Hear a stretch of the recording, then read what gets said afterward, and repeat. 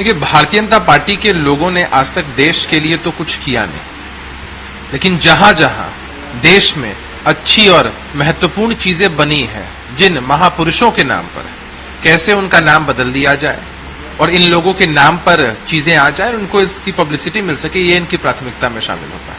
तभी तो उदाहरण के रूप में हमारी पूरी पार्टी ने आंदोलन किया था।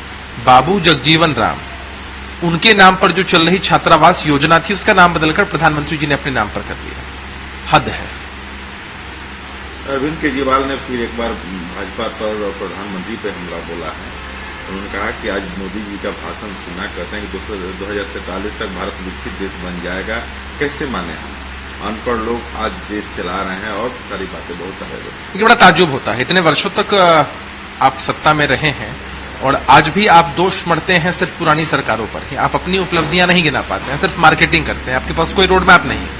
2047 बहुत लंबा समय होता है। अभी का रोड मैप आपके सामने है नहीं और आप बड़ी बड़ी बातें कर रहे हैं। अनिता योगी शर्मा कांग्रेस के विधायक हैं। अपने बयान पर जहां उन्होंने हिंदू राष्ट्र बनाने के लिए एकता का आह्वान किया था, इस पर उन्होंने बोला कि जगत गुरु शंकराचार्य ने अखंड भारत और हिंदू राष्ट्र का आह्वान किया था। यह उनका संदेश था। उन्होंने कहा कि हमें एक होना चाहिए और एक दूसरे से अलग नहीं होना चाहिए। यहाँ हिंदू, मुस्लिम, सिख, ईसाई सब हिंदुस्तानी है। जगत गुरु शंकराचार्य चाहते थे कि हम सभी एकजुट रहें और मैंने उनकी बातों का समर्थन किया है। हमें राम राज्य का सपना देखना चाहिए। देखिए, हम लोग ये समझते हैं कि ये देश संविधान से चलता है और संविधान की जो मूल प्रस्तावना है उसमें सब कुछ लिखा हुआ है। कोई किसी भी जाति धर्म का व्यक्ति क्यों ना हो, देश में उसको समान अधिकार मिलते हैं काम करने के और स्वतंत्रता के साथ रहने के। न ये देश हिंदू राष्ट्र है, न ये देश इस्लामिक स्टेट है, न किसी अन्य धर्म के हिसाब से चलेगा। यह देश जब भी चलेगा संविधान के हिसाब से चलेगा। मैंने एनडीए के मुकाबले कहा कि पीडीए, जिसमें पिछड़े, दलित, अल्पसंख्यक, मुसलमान भाई हैं, इनके साथ सबसे ज्यादा भेदभाव हो रहा है। मैंने सबको शामिल किया है। भाजपा 2014 से जीत रही है, इसलिए उनका 2024 में जाना तय है। इनके पास महंगाई का जवाब नहीं है। अखिलेश यादव ने यह सवाल खड़े किया। लेकिन निश्चित रूप से आज देश के बुनियादी मुद्दे गौण हो चुके हैं। जब भाजपा के लोग शासन में आए थे तब इन लोगों ने बहुत बड़ी बड़ी बातें की थी।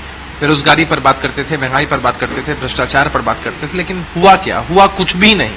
आज देश की जनता खुद को ठगा हुआ महसूस कर रही है। बुनियादी मुद्दों से ध्यान भटकाकर ये लोग किसी और ही कार्यक्रम में लगे हुए हैं। डीएमके के शिवाजी कृष्णमूर्ति ने एक विवादास्पद टिप्पणी की है। इसको लेकर के बवाल मचा हुआ है और वहां के राष्ट्रीय महिला आयोग की सदस्य खुशबू सुंदर ने कहा कि जब उनके पास कहने के लिए कुछ नहीं होगा तो वे बदनामी और चरित्रहनन के इस स्तर पर गिर जाएंगे।